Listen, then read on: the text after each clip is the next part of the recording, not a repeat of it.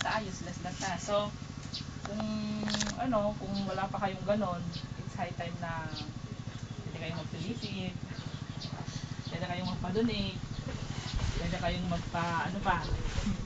Huwag lang gamitin yung SBM. Pwedeng gamitin yung MOE, sir. Magkano lang yung MOE? 4,000 lang. May surplus naman, sir, na TV.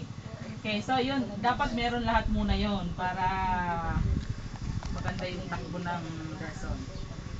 So, sabi nga ni sir kanina, once you have the ICT tools na, you should be familiarized on how to operate the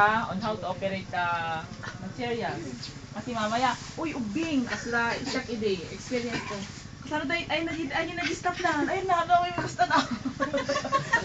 Ay nag-post na.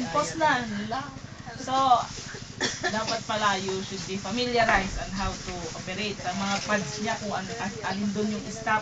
Kasi yung may mga players naman na walang word na stop o pause. Mga symbols lang ang ginagamit. So, dapat familiar na tayo doon para once we pause the player and do some explanations, then maging smooth flowing yung takbo ng lesson. So, in using the ICT tools, I set standards.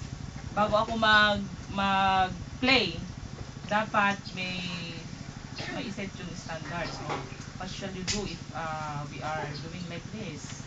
You should not be chatting with your seatmates. You should pay attention to what is being viewed.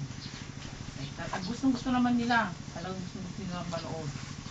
Kaya lang, dapat i-guard natin yung mind nila. Baka gusto lang nilang malood. Wala na silang napapag-aralan. Okay, so, buyat yung mani. Kasi lang tarwata. So, make it